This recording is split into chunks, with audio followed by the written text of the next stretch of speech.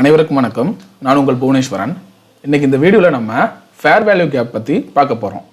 Fair value gap அப்படிங்கிறது பார்த்தீங்கன்னா இது வந்து ஒரு ஏரியா மார்க்கெட்டில் ஒரு இம்பேலன்ஸ் கிரியேட் ஆகும்போது அப்படி இல்லைன்னா இன்எஃபிஷியண்ட்டான அந்த ப்ரைஸ் ஆக்ஷன் இருக்குது பார்த்தீங்களா, அது வந்து நடக்கும்போது இந்த ஃபேர் வேல்யூ கேப் வந்து கிரியேட் ஆகும். ஸோ இதை வந்து ஒரு எக்ஸாம்பிளோட சொல்கிறேன், உங்களுக்கு இன்னும் நல்லா புரியும் பாருங்கள். பொதுவாக இந்த ஃபேர் வேல்யூ கேப்பை எப்படி ஐடென்டிஃபை பண்ணுவாங்க அப்படின்னு பார்த்தீங்கன்னா ஒரு 3 கேண்டில் வந்து வச்சுக்குவாங்க. ஸோ இது பாருங்கள், இது வந்து ஃபஸ்ட்டு கேண்டில், இது வந்து செகண்ட் கேண்டில், இது வந்து தேர்ட் கேண்டில். சரியா, 3 கேண்டில் வச்சு தான் அதை வந்து ரெஃபர் பண்ண முடியும். ஃபஸ்ட்டு கேண்டிலோட ஹை பாருங்கள், இதோ இங்கே இருக்குது. அதே போல் தேர்ட் கேண்டிலோட லோ பாருங்கள், இங்கே இருக்குது. ஸோ இப்போது ஃபஸ்ட்டு கேண்டிலோட ஹைக்கும் தேர்ட் கேண்டிலோட லோவுக்கும் பார்த்தீங்கன்னா நிறைய கேப் இருக்குது இல்லையா. ஸோ இவ்வளோ கேப் இருக்குது. ஸோ இந்த கேப்பை தான் பார்த்தீங்கன்னா ஃபேர் வேல்யூ கேப் அப்படின்னு சொல்கிறாங்க. இல்லைனா மார்க்கெட் வந்து இம்பேலன்ஸு இல்லை இன்எஃபிஷியன்ட் ப்ரைஸ் ஆக்ஷன் அப்படின்னு சொல்கிறாங்க. இந்த பாயிண்ட்டை தான் இப்போ இதில் என்ன நடக்கும் அப்படின்னு பார்த்தீங்கன்னா, இப்போது மார்க்கெட் வந்து நல்லா பை பண்ணிக்கிட்டு இருக்காங்க. பொதுவாக மார்க்கெட்டில் என்ன நடக்கும், ஒருத்தங்க விற்றா தான் இன்னொருத்தவங்களால் வாங்க முடியும். சரியா, அதே போல் இன்னொருத்தவங்க வாங்கினா தான் ஒருத்தவங்களால் விற்க முடியும். ஆனால் இந்த இடத்துல பாருங்கள், மார்க்கெட் வந்து இதுக்கப்புறம் சடனாக ரொம்ப சரியான ஒரு ரேலி ஆயிருக்கு. அதாவது இந்த இடத்துல இது என்ன ஆயிருக்கும் அப்படின்னா, இதுக்கு முன்னாடி மார்க்கெட் வந்து நல்ல ஒரு மொமெண்டம் இருக்குது அப்படின்னு நினச்சிட்டு நிறைய பேர் வந்து எக்ஸஸ் ஆஃப் பையிங் வந்து இங்கே நடந்திருக்கும். ஸோ இது பையிங்க்குன்னு மட்டும் இல்லை, செல்லிங்க்கும் இதே ப்ரொசீஜர் தான்.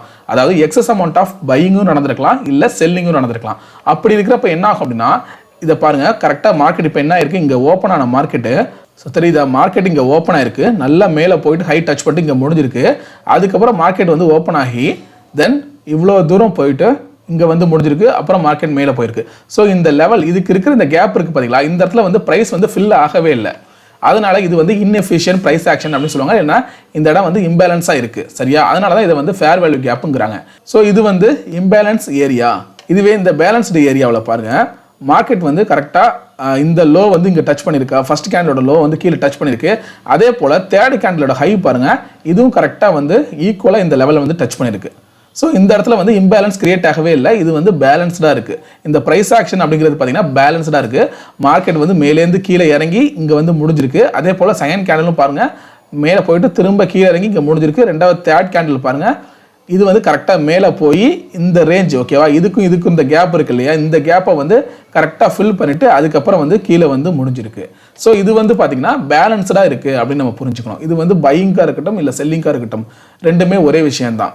ஸோ நம்ம இந்த இடத்த தான் ஃபேர் வேல்யூ கேப் அப்படின்னு வந்து சொல்கிறோம்.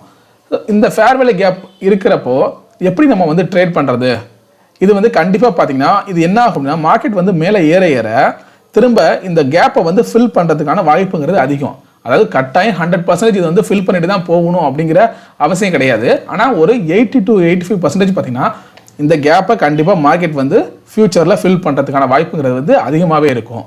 அதுக்கு தகுந்த மாதிரி எப்படிலாம் நம்ம ட்ரேட் எடுக்கலாம் அப்படிங்கிறத தான் இப்போ பார்க்க போகிறோம். ஸோ உங்களுக்கு ஒரு எக்ஸாம்பிள் ஒன்று காமிக்கிறேன் பாருங்கள். ஸோ இப்போது இந்த சார்ட்டில் பாருங்கள், இது ஃபஸ்ட்டு கேண்டில், இது செகண்ட் கேண்டில், இது வந்து தேர்ட் கேண்டில். ஓகேவா. ஸோ இந்த இடத்துல பாருங்கள், நல்ல ஒரு எஃப்இஜி இந்த இம்பேலன்ஸ் வந்து கிரியேட் ஆயிருக்கு. அதாவது ஃபஸ்ட்டு கேண்டிலோட விக் இங்கே இருக்குது, அதோட ஹை வந்து இங்கே இருக்குது. அதே போல் தேர்ட் கேண்டிலோட லோ வந்து இங்கே இருக்குது.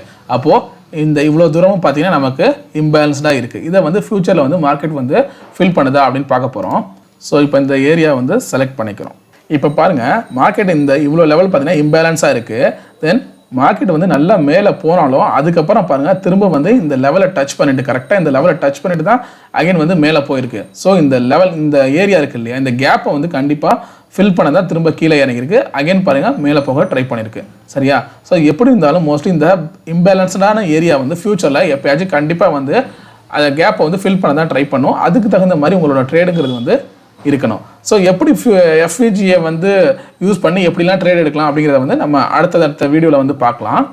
ஸோ இப்போ வந்து அந்த எஃப்இஜி வந்து எப்படி கிரியேட் ஆகுது, ஏன் கிரியேட் ஆகுது அப்படிங்கிறத மட்டும் நீங்கள் தெரிஞ்சுக்கோங்க. இதில் மார்க்கெட்டில் வந்து ஒரு சடன் மூவ்மெண்ட் இருக்கும். இப்போது இந்த இடத்துல ஏதாவது ஒரு நியூஸ் இருக்கலாம். பொதுவாக வந்து ஏதாவது ஒரு ஸ்டாக் இருக்குது அப்படின்னா ஸ்டாக்கை பற்றினா ஒரு குட் நியூஸாக இருந்தாலும் சரி, இல்லை ஒரு பேட் நியூஸாக இருந்தாலும் சரி, அந்த இடத்துல என்ன ஆகும் அப்படின்னா ஒரு சடனான ஒரு இம்பாக்ட் இருக்கும்.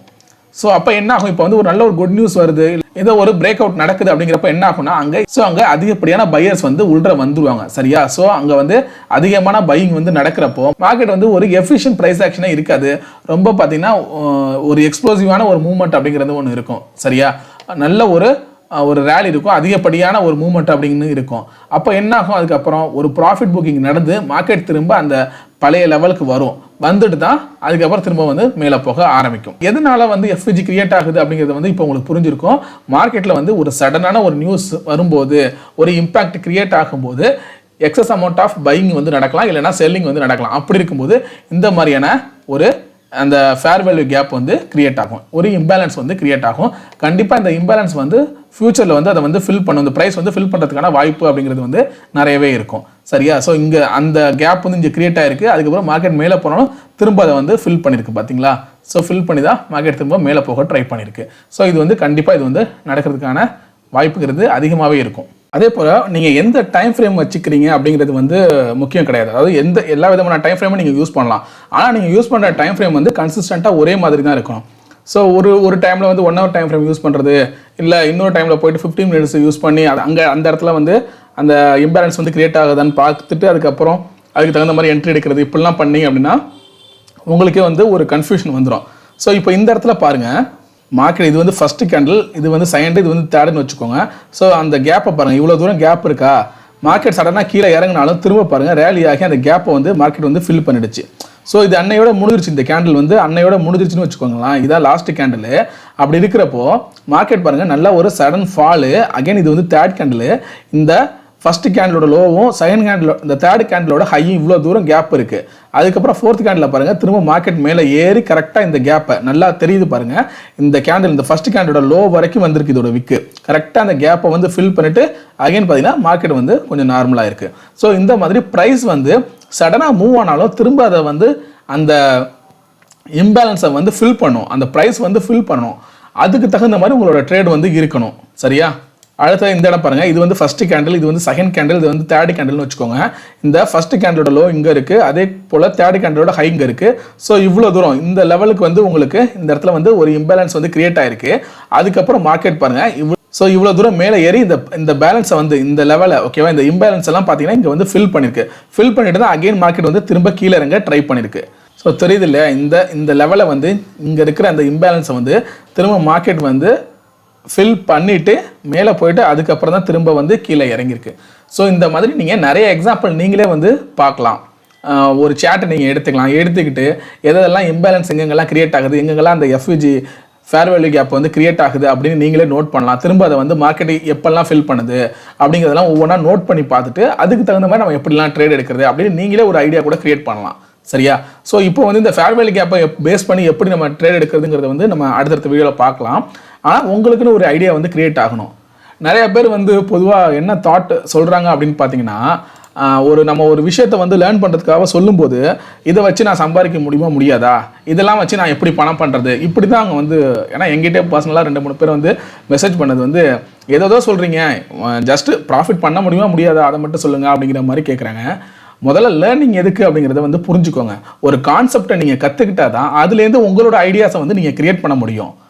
சும்மா வந்து ஒரு கால்ஸ் கொடுக்குறதுலையோ இல்லை ஒரு டிப்ஸ் கொடுக்குறதுலையோ அதை வச்சுக்கிட்டு நீங்கள் எவ்வளோ நாள் ப்ராஃபிட் பண்ணிக்கிட்டே இருக்க முடியும் சொல்லுங்கள்?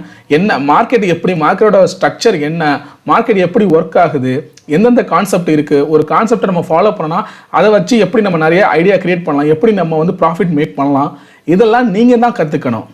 ஸோ அதுக்கு நீங்கள் கண்டிப்பாக லேர்ன் பண்ணி தான் ஆகணும். அதை விட்டுட்டு எனக்கு வந்து ஏதோ ஒரு ஸ்ட்ராட்டஜி சொல்லுங்கள், அதில் எனக்கு ப்ராஃபிட் வரணும் அவ்வளோதான், இல்லைனா பணம் பண்ணலாமா முடியாதா, ப்ராஃபிட் வர மாதிரி ஏதாச்சும் ஒரு விஷயத்த சொல்லுங்கள், அதை விட்டுட்டு ஏதோ லேர்ன் பண்ணுறோம் அப்படிங்கிற மாதிரி ஏதோ கற்றுத்தராதிங்க.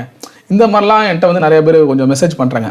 ஸோ உங்களுக்கு வந்து ஒரு அன்பான வேண்டுகோள் தான், அதாவது முடிஞ்ச வரைக்கும் லேர்ன் பண்ணுங்கள். நம்ம அடுத்து எவ்வளவோ ஸ்ட்ராட்டஜி இருக்குது. இன்னும் இதெல்லாம் சொல்ல போனால் ஒவ்வொருத்தவங்களுக்கு ஸ்ட்ராட்டஜி லேர்னிங்னு எதுவுமே தெரியாமல் ஏதோ ஒரு ஆல்கோ சாஃப்ட்வேரை யூஸ் பண்ணிவிட்டு அவங்க படுக்க டெய்லி ஒரு 1000-2000 ப்ராஃபிட் பண்ணிக்கிட்டு இருக்கவங்களும் இருக்காங்க. ஆனால் மார்க்கெட்டோட ஸ்ட்ரக்சர் அவங்களுக்கு என்னன்னு தெரியாது, எப்படி ஒர்க் ஆகுதுன்னு தெரியாது. ஆனால் அவங்க எவ்வளோ நாளைக்கு வந்து அந்த ஆல்கோ யூஸ் பண்ணி ப்ராஃபிட் பண்ணிக்கிட்டே இருக்க முடியும்? யோசிச்சு பாருங்கள். ஸோ நீங்கள் வந்து ஒரு பிஸ்னஸ் பண்ண வந்திருக்கீங்க அப்படிங்கிறப்போ அந்த பிஸ்னஸோட பேஸ் என்ன, அது எப்படி ஒர்க் ஆகுது, இப்படி எல்லா கான்செப்டும் நீங்கள் தெரிஞ்சுக்கிட்டா தான் அதில் வந்து உங்களால் சர்வை பண்ண முடியும். அதை விட்டுட்டு ஜஸ்ட்டு எனக்கு வந்து அதில் லாபம் மட்டும்தான் வரணும், பணம் மட்டும்தான் நான் பார்க்கணும், ஸோ அதை எய்ம் பண்ணி மட்டும்தான் நான் வந்து தெரிஞ்சுக்கணும் அப்படி நீங்கள் நினச்சிங்கன்னா உங்களால் இந்த ஷேர் மார்க்கெட்டில் வந்து சர்வை பண்ணவே முடியாது. முடிஞ்ச வரைக்கும் லேர்ன் பண்ணுங்கள், நிறைய லேர்ன் பண்ணுங்கள், உங்களோட ஐடியாஸை வந்து ஜென்ரேட் பண்ணுங்கள் புதுசாக. இப்போ ஒரு கான்செப்ட் நம்ம சொல்கிறோன்னா அந்த கான்செப்டை பேஸ் பண்ணி வெவ்வேறு மார்க்கெட்டில் இல்லை வெவ்வேறு டைம் ஃப்ரேமில் இதை யூஸ் பண்ணி எப்படிலாம் ட்ரேடு வந்து எடுக்கலாம். இப்போ மார்க்கெட் வந்து கண்டிப்பாக இந்த இம்பேலன்ஸை வந்து ஃபில் பண்ணுதா, அப்போது அந்த இம்பேலன்ஸை ஃபில் பண்ணுறப்ப எப்படி நம்ம ட்ரேட் எடுக்கலாம், இப்படிலாம் நீங்கள் யோசிக்கணும். உங்களோட ஐடியா எப்படி இருக்குது அப்படின்னு நீங்கள் தான் புதுசாக யோசிக்கணும். சரியா? ஸோ அதனால் நிறைய லேர்ன் பண்ணுங்கள், அதில் ஒன்றும் தப்பே கிடையாது. ஸோ இந்த சார்ட்டில் பாருங்கள், மார்க்கெட்டு இந்த ஃபஸ்ட்டு கேண்டலுக்கு அப்புறம் செகண்ட் கேண்டில் தேர்ட் கேண்டில் இவ்வளோ தூரம் பார்த்தீங்கன்னா இம்பேலன்ஸ் கிரியேட் ஆயிருக்கு. அதுக்கப்புறம் மார்க்கெட் நல்லா மேலே போயிருக்கு. அகைன் பாருங்கள், திரும்ப வந்து இதை வந்து இங்கே வந்து ஃபில் பண்ணியிருக்கு. சரியா? மார்க்கெட் வந்து இந்த இம்பேலன்ஸை வந்து இங்கே வந்து ஃபில் பண்ணியிருக்கு. ஸோ இந்த மாதிரி நீங்கள் ஏதாவது ஒரு ஸ்டாக்கையோ இல்லை ஒரு அண்டர்லைனையோ எடுத்துக்கோங்க. அதில் எப்படிலாம் பார்த்தீங்கன்னா எஃப்இஜி கிரியேட் ஆகுது, இந்த இம்பேலன்ஸ் கிரியேட் ஆகுது, அந்த கேப்லாம் எப்படி கிரியேட் ஆகுதுன்னு பாருங்கள். அது வந்து ப்ராப்பராக ஃபில் ஆகிருக்கா, எந்தெந்த இடத்துல ஃபில் ஆகிருக்கு, இதெல்லாம் நீங்கள் ஒவ்வொன்றா செக் பண்ணி பார்த்துட்டு அதுக்கப்புறம் வந்து உங்களோட ட்ரேடில் அப்ளை பண்ணி பாருங்கள், ஒர்க் ஆகுதா இல்லையான்னு பார்க்கலாம். சரியா? ஸோ இந்த வீடியோ உங்களுக்கு பிடிச்சிச்சுன்னா லைக் பண்ணுங்கள், உங்கள் ஃப்ரெண்ட்ஸ்க்கும் ஷேர் பண்ணுங்கள். உங்களுக்கு ஏதாவது சந்தேகங்கள் இருந்தால் கமெண்ட் பண்ணுங்கள். மறக்காமல் சப்ஸ்கிரைப் பண்ணுங்கள். தேங்க்யூ.